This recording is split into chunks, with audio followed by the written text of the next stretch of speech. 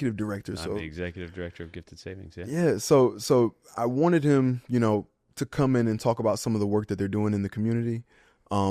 Myself being a product of CCSD, I believe that there are a lot of opportunities for students today as there were back then. And I believe that taking advantage of those opportunities is something that can severely change your life. If you have the support, the network, the connections to really push yourself, and you'll get to those different results. And I feel like what Josh and his team have been doing here is something that, if I can use my platform to share more of that work, help you all understand more about what they're doing, maybe we can help change some more kids' lives and give that platform, for them to empower themselves.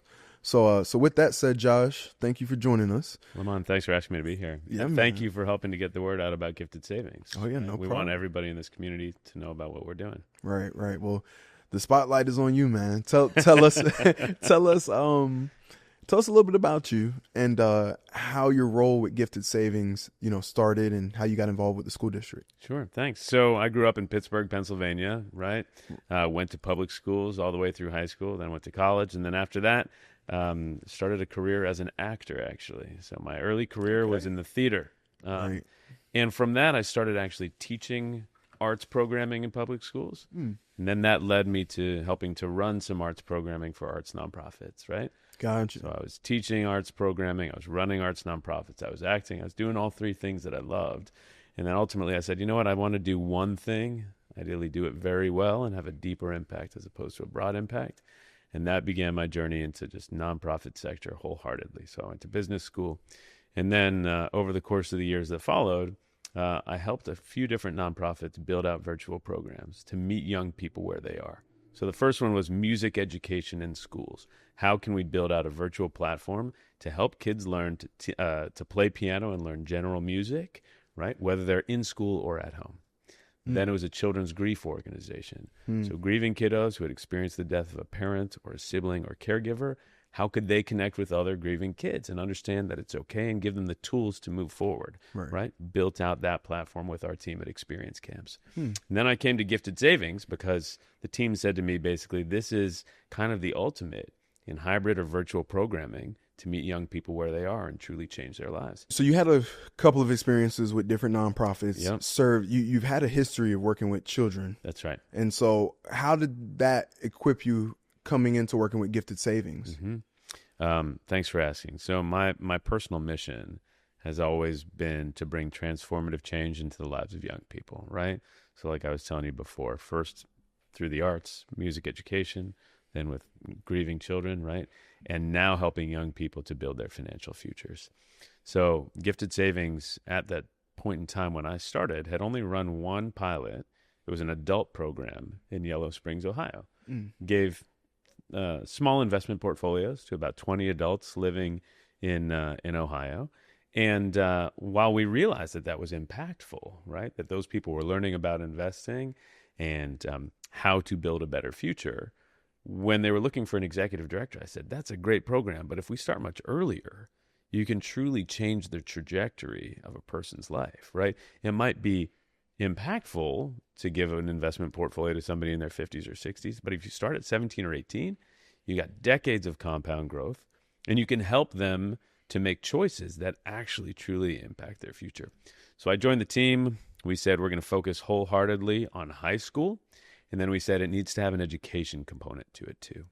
And having helped lead teams that built out virtual and hybrid learning platforms before, this was very appealing to me to join the team and help them do that. So we started last year with one school in South LA at Westbrook Academy. Shout out to all the folks at Westbrook. A school that interestingly is sponsored by Russell Westbrook, NBA superstar. Okay. 50 students in that pilot. And then this year we said we're ready for a district. And so partnering with TED Ed, we decided to come to Athens and give every senior in Clarke County School District, all 800 of them, $1,000 investment portfolios, along with weekly lessons. Thanks. Pretty cool. And they also get weekly lessons on saving and investing delivered by our online platform.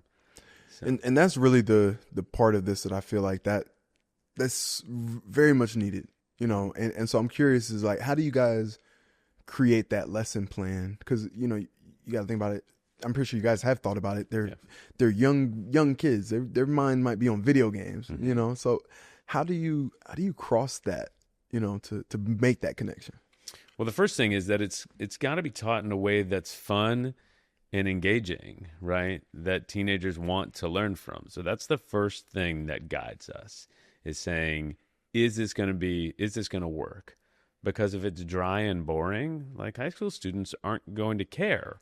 And the biggest thing is that they have to care about it in order for it to have long-term impact. So let's make sure that it's cool, engaging, fun, and relatable. And then the question becomes, all right, what are the essentials of saving and investing? We're very grateful to have an amazing program director named Jennifer Inman. Before coming to Gifted Savings, she was running personal finance and financial literacy initiatives across the state of Kentucky. And we have a head of product named Allie Mexicott. And Allie and Jennifer work very well together to say, all right, what is the curriculum? What's the material? And how do we build it into the app in a way that students are going to want to engage? Right. So it's 20 lessons that start out with, what is your money mindset? How do you think about money? What's your relationship with money? What were you told about money when you were growing up as a kid? Right? Let's unpack that first, and then let's get into what's in your portfolio. What's a high risk, medium risk, low risk investment asset, and what do each of those things do? Then we get into bank accounts and budgeting, and then we help students to see, all right, think about what you want to do down the road, 10, 20, 30 years down the road, and think about how you would grow these investments to achieve that goal. Then it becomes real. Right? It's not just learning for the sake of learning. It's not learning to take a test, right? We have these activities, but it's not a test. Right. And if it becomes meaningful to you and the person who you want to become, our hope is then that you're going to want to learn it because it's going to benefit you directly. Right. Buy in.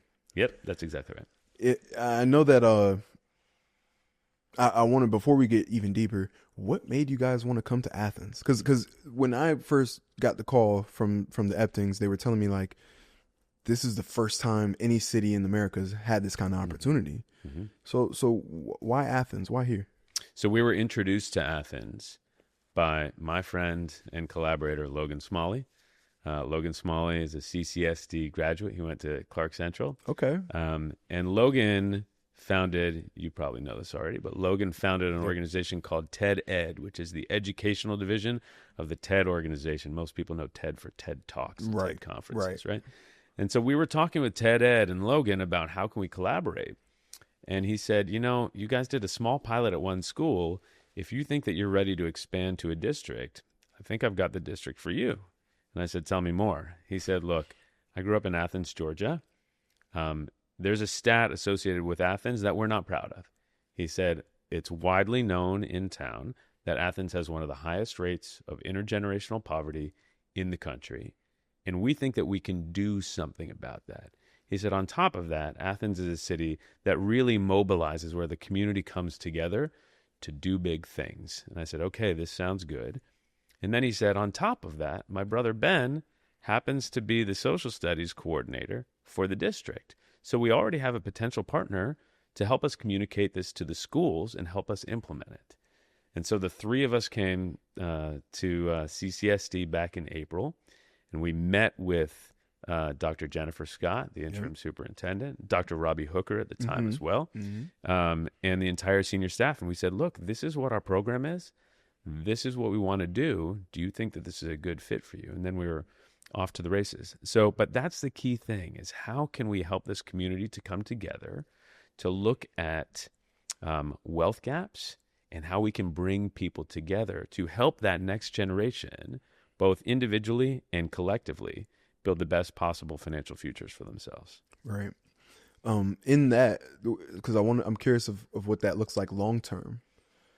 Your plan, I know you guys have this year and these 800 students, but how does this plan expand beyond just this semester or this year, this school year? So we do have a plan for it. And the way that this works is an outside anonymous donor funded the first year, right? So 800 students, $1,000 investment portfolios for each of them. That's $800,000, right? So a donor said, look, I want to get this up and running. Here we go.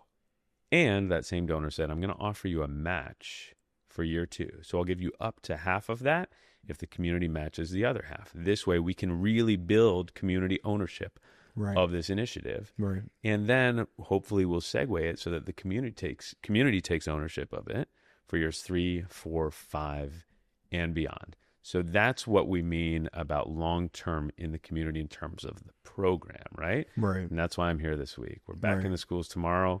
We're having a breakfast with the Chamber of Commerce on Friday. It's called Coffee and Capital. Yep. Investing in Athens' future with gifted savings. We're going to hear from our students, hear from me, hear from Dr. Scott, hear from Program Director Jennifer Enman, and share our perspectives with the community so they can know that this belongs to them. So that's the first piece. In terms of the long term for the recipients, right? So you can say, all right, you learn about investing for 9 months, then what? Well, each gifted savings student gets, like I said, these lessons throughout the course of the year in a $1,000 portfolio. Right. And then once they finish the year, complete all the 20 lessons, and turn 18, it's theirs. Now, they have 3 paths to claim it. One is if they have a brokerage or a Roth IRA account, which we're encouraging them to do if they can. We can transfer those investments in kind seamlessly to that account. Right. So they can keep them invested and keep them growing for the long run. That's the best. If they can't do that, we can transfer it to them via ACH through Stripe. So if they have a checking or savings account, we can transfer it to them that way. Right. And they can reinvest it in a way that's meaningful to them. Or for whatever reason, if they can't set up an investment account or a banking account, we can cut them a check. And again, we hope that they will just use that to invest it in a way that's meaningful to them in their future. Right, right. The first day that you guys made the announcement, what really stuck out to you just about the reaction, the engagement? Like how so far, how do you feel students have been embracing this? I mean, you captured footage at Central, right? At Clarke Central High School, where Dr. Scott said, "Get on your feet and celebrate." And those students were out of their seats. They were. Right like that. Yep. Cheering and screaming and high-fiving and jumping up and down, right? And what we interpret that to mean is, oh my gosh, this is an incredible opportunity that somebody was thoughtful enough to gift to all of us. Right. Right? And so on an individual level, I think each of those students was really excited, but also kind of amazed that they all got to be a part of this together. Right. And then I think the other piece from that day that we saw after that initial moment of like elation and being overjoyed was that students said, well, how does this work? Right? And one student even said, and we love this, one student said, well, how do I know that I can take advice from gifted savings? Like, I think that I should be very cautious about investing advice. And we said, good question, and we love that. Skepticism is good. You should be skeptical, or at least make sure that you do your due diligence on accepting any kind of investing education or investing tips. By the way, we don't give tips. We're an education organization. Right. So we're not telling people how to invest. Everybody gets the same portfolio across stocks, bonds, Bitcoin, and savings. But then what we said was, look, we're a 501c3 nonprofit. We can't make any money. We're not going to try to even ask you for your money. We can't take it. So that's how you know that in one way that you can trust what we're doing. Right. And the second is that we're giving assets to you, and we have a classroom teacher who is designing these lessons, and she has the cred to back it up. Right. So so it's good to see them thinking critically about it from the outset, and we encourage them to think critically about their finances and who they take advice from on an ongoing basis. Yeah, I will admit, when we were there, and as soon as Dr. Scott said that, I mean, you would think they were at a UGA game, right? How they were jumping and celebrating. You would think so, but no, I'm thankful that you guys have taken the time to try to do this for the community. Is there anything that I guess you didn't expect that's popped up now, like as far as just any students that maybe don't want to sign up, or any like has there been any pushback at all? Just curious. Luckily, there hasn't been. I thought so. What I will tell you is that 90% of the eligible students are enrolled and in the app. Now, would we rather that be 100%? Sure. But 90% is pretty darn good. Right. And we recognize that there's going to be, in any kind of initiative, there's going to be a certain portion of whatever group you're trying to serve that either says this isn't for me or I can't do it for whatever reason, and we respect that. Right. But 90% of students are enrolled, and I looked just yesterday back at level 1, so it's 4 levels, Okay. 5 lessons each. Level 1 has an average completion rate weekly of 76%, which also is pretty amazing. That's impressive. Yeah, Shows that they care. that's right. The reason I asked that was just, curious of just, things aren't always perfect. I know from a business standpoint, being a part of a business, not everything is easy. So I was just curious, like, what have been the hard parts of getting this thing going, and how you guys how you and the team got through that, Oh, thanks. Yeah. Some of the things that we're working on right now are how we can use technology to better integrate with the school district. So things like rostering, student changes teachers. How can we understand that quickly and with as little manual back and forth as possible? That's one thing. Some of the other things that we're working on are just the logistics of rolling it out. Okay. Right now that we surprised everybody on that day, Right. surprise, everybody's getting $1,000. We don't need to worry about keeping it a secret any longer. Right. And I think what we realized in August was because it had been a secret, which led to that amazing fireworks moment, we still had some educating to do for the community so they understood who we are, what we were trying to do, and why we were trying to do it. And I think now that they know us, we're off to the races and ready to keep this going for next year. Right. I can tell you a little bit about myself and the rest of the audience. When I was in the 8th grade, I met a mentor. Mm-hmm. He put a camera in front of me and was like, "Hey, maybe you should try this. You want to get into marketing?" That literally kind of put me on the pathway to where I'm at now, and to starting my business, and to, working with you guys, and building up my community in some ways. How does financial empowerment change their trajectory or equip them to have further options? So I'm going to just come back to that word that you mentioned, which is mentor, right? That's the important piece. How do we serve as a mentor on these issues to the students that we're reaching, right? And how do we do that via an online platform? That's a challenge. Right.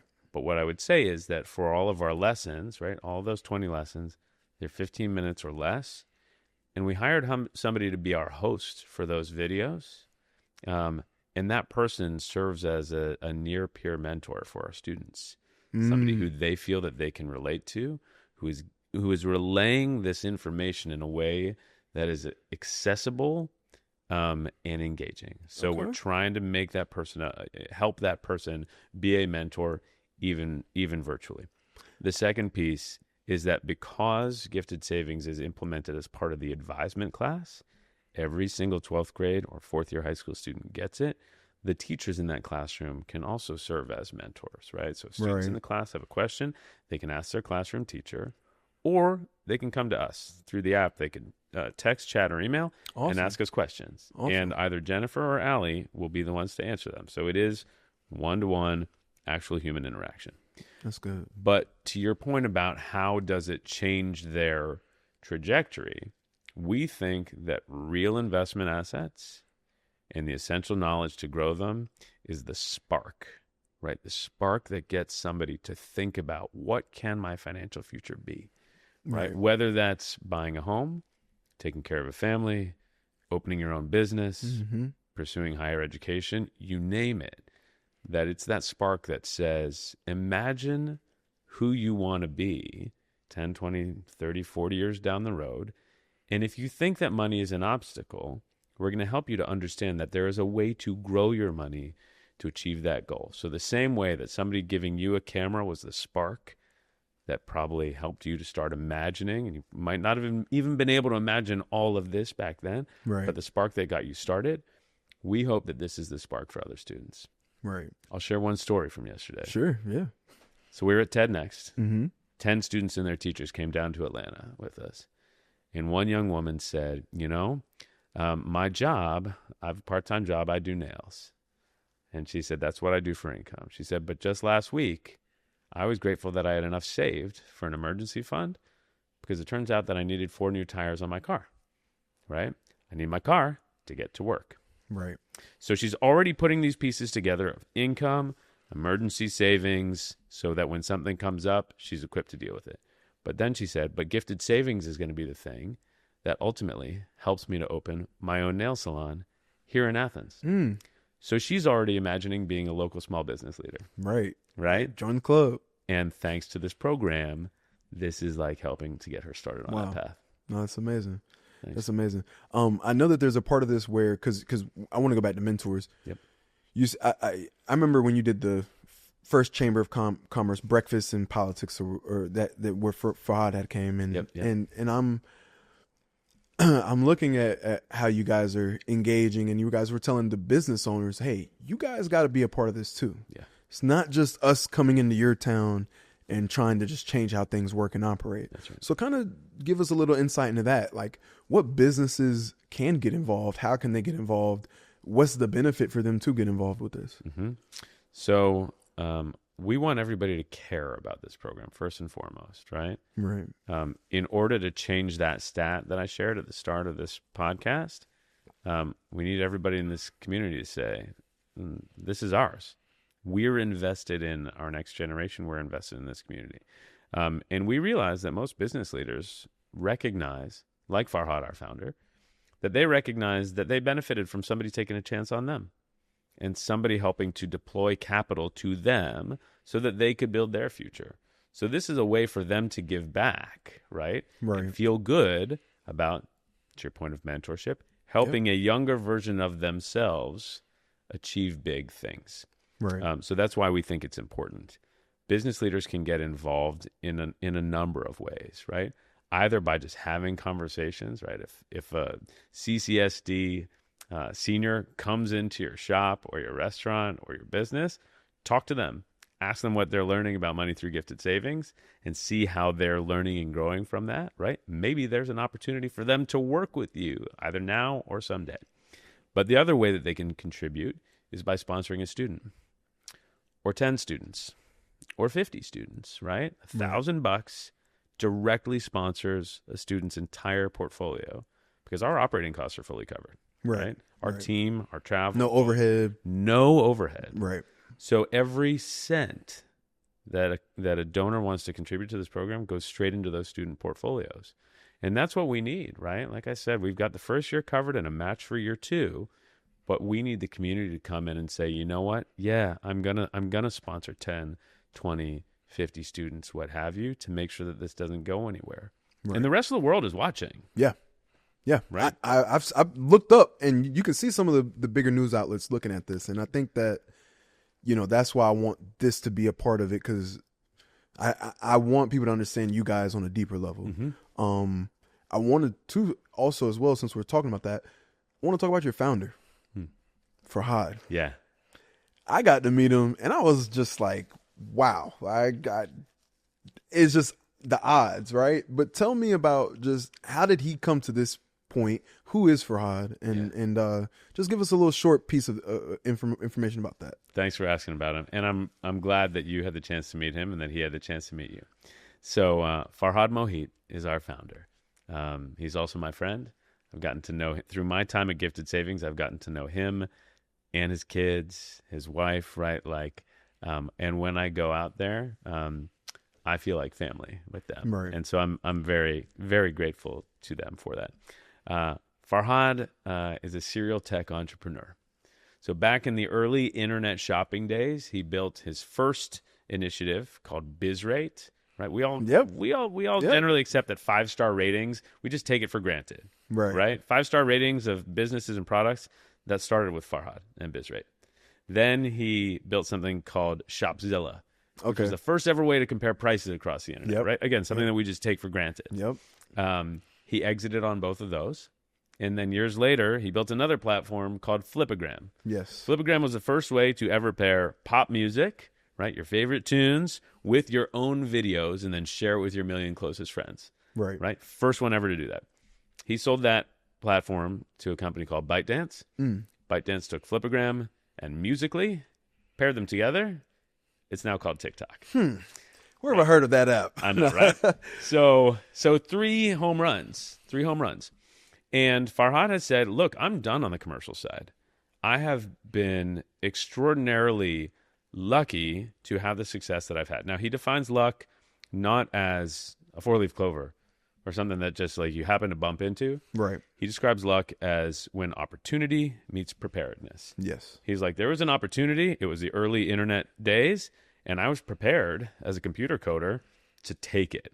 So he says that he wanted to start Gifted Savings to give young people that same kind of luck that he had, right? And because somebody took a chance on him, he thinks it's important for us all to take a chance on the next generation too. So that's a little intro to Farhad. You know, with Farhad, when I met him, you know, my first question was, how do you succeed? Like, what is success? And I think same thing. He was like, you have to be prepared, you have to be organized, and you have to be, you know, diligent. That's right. But the key thing that really stuck out to me was not being afraid to fail. Mm-hmm. Farhad showed me his coffee mug. And y'all, on his coffee mug, he has every logo for every company he's been involved or that he's really built. And he pointing to them and just telling me, I failed here. I failed real bad over here. But this one was the one. And it's really, you know, inspiring as an entrepreneur because we get so hung up sometimes. You know, you and I've had conversations on things that I've had to deal with as a business owner. And it's hard. You know, but Farhad and with Gifted Savings, I'm coming to understand that you guys want people to feel more comfortable with taking risk and then also putting themselves out there to have better opportunities for themselves. That's right. So I, you know, that was just one thing I wanted to hit on. I do want to talk about as far as the parents. Mm-hmm. How has that engagement been? Because, you know, when we talk about students' homes, where they're coming from, Mm-hmm. some of these kids are living in underdeveloped communities, you know, Section 8. Some of them might have immigrants, you know, dealing with some of the immigration problems that are going on in the country. You know, how is this a solution to help them see outside of the box that they might be placed in currently? Mm-hmm. I'm going to share some of the insights that we gained just a couple of days ago at TED Next. Now, again, picture this. We've got 10 students from CCSD and 5 of their educators in a room talking about what does money mean to you? What does money mean to your community? And one of the educators, whose name is Montu. I know Montu. Yeah, Montu's a Love good him to guy, death. right? Yeah. So Montu said, you know, oftentimes for many folks, money means survival. Money means today. How do I get through the day? Yep. And then you start it all over again tomorrow, right? And then what the students said is, we recognize that this money, this $1,000 portfolio is not for that. That this is different. This is set aside. This is for the future. This is to be built upon. And so that we're hoping is something that those students can continue to hold to, right? That if you can find a way, right, to get through today and tomorrow and the next day and leave this alone, right, which they can't touch it until the end of the year anyways, which Right. gives them practice Right. in delaying that gratification, Yeah. practice in not using it for the things that are necessary today, that it helps you to build from wherever you are as your baseline. And so that's what we hope this will do, is provide a path to opportunities that might not have been even on their radar before. Right. No matter what circumstances students come from. Now, the other piece is that we're sending home a newsletter to all of their parents and caregivers. So mom, dad, grandma, grandpa, aunt, uncle, whomever, brother, sister. Right. And we're saying, hey, here are the videos that your student is watching through the Gifted Savings app. You want to watch them too? Right. Maybe you can learn from that. Right. And then here's a series of questions, table topics about finance, saving, and investing. So you can talk about it at the dinner table. Right? Right. What did you choose to spend money on? What did you choose to save it for? How is that shifting your relationship with money? So in addition to creating conversations between students in the schools, we hope that we're facilitating conversations that we don't even know are happening, right? Right. Within the home. And when we asked students about that the other day, we said, how many of you know that your parent or your caregiver has looked at the newsletter? More than half of the students raised their hand. So we hope that that's doing some good as well. Right, right. Yeah, I definitely think this would be a good piece for us to, you know, come together and actually find out like what can be done to further the operation. I wanted to talk lastly about, and I believe I have it right here. You've got good questions, I've got to say. You know, it's funny. I really wanted to just serve the people justice. This is a dope thing, y'all. So, you know, however I can ask the better questions to get them engaged with this, that's how I'm going about it. Yeah. And I'm glad that I get to just come over and hang out with you for a little bit. Yeah, man. Look, we're gonna go to Weaver D's if he hasn't eaten. If he stays here too long, I might take him. What is it called? To the Last Resort. We might have to find somewhere. All right, deal. Yeah, man. You've answered all of my questions, and we didn't even have to read them out. So let me ask you a question then. Sure. All right, not to put you on the spot. If you had gifted savings when you were a senior in high school, how does your path change? You know what's very interesting about that? And it's the people.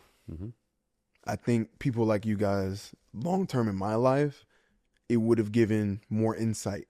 Because and it goes back to our conversation with Farhad. The reality of social media today hides so much of what reality in the real world is. Yep. I think Farhad like kind of spoke to that. And I think that even with something like this, it would have helped me be more in tune with reality. And seeing more of what my options really are. And in having that kind of investment, it would have made my mom and I have different conversations. My dad was an entrepreneur. So he had a business that our conversations, it might have brought me in a different space to have different conversations. And I think that's, some people might view it as like a little small thing. It doesn't matter. But like, as I said, when my mentor came into my class, and some of my kids, some of my friends are playing on their PSPs, playing on their phones. They're not listening to him talk about marketing. I was like, I want to do that, bro. And because I made that step, it's only compounded my life, you know? And so I think that what students could really learn from that is, hey, like $1,000 is just $1,000. It's the people, the environment, the things that you learn, the characters, the traits, the things that you might make a decision on that your friends might not make a decision on, you know? And I think learning all those things, it takes somebody being there as a mentor to kind of teach you that. So I think any kind of mentorship at a young age, kids are always going to benefit. Specifically with this, financial literacy is one of the biggest problems, even for me as a 28, 29-year-old business owner. I'm still learning how to manage my money, how to manage my funds. So these are some of the concrete foundations that I feel like a student, if you got that game, you'll learn a couple things. And that's why I was curious, like, how do you relate this to them, man? Because a lot of kids today listening to Young Boy, listening to trap music, and they listen to a variety of pop music as well. But there's so many different things culturally. It's like, how do we all speak the same language? Money and business. And I think that to take them out of this world of what social media does, and putting them in the real reality of like putting together a budget, managing that, having a portfolio. All of those things are just, you know, it's good things for students to have. So that's how I would explain it if I were to be a student back at CCSD. Because even at the Career Academy, I learned video editing at the Career Academy. And, you know, there are people that give CCSD a hard time. And CCSD has some very difficult problems in the things that they deal with. And there's a space where some parents are like, well, where does the government become the parent? Where's the line between the government, you know, being an educational outlet versus actually parenting kids? And I feel like that's where roles like you guys come in this mentorship that actually can help pick up some of the slack, you know? So that's really how I would summarize it, man. I do want to say thank you, man, for coming on the show. Thank you. I had a great conversation with you. Hopefully we can get the rest of the team, Jennifer, Ali, and as I said, these things will be going on, and I hope that I can be, you know, a part of that, and we create some more content to give to you guys. Because this is, as he said, America's watching. We should give them something to watch. Well, I'll tell you what.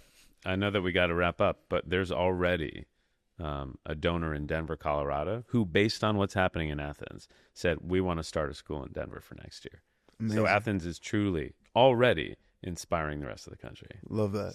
So thanks, Athens. Yeah, we got to keep this going. Yeah. Got to keep this going. Everybody, our spotlight today was on Josh Landay. I would love to congratulate you guys for all the work that you're doing. And please, if I can help in any other way, let us know. You're a part of it. Thanks for being here for us. All right, y'all. Make sure to like, share, and comment. This is the highlight. The spotlight is on the next person now. We'll see you soon. Thanks, Lamont.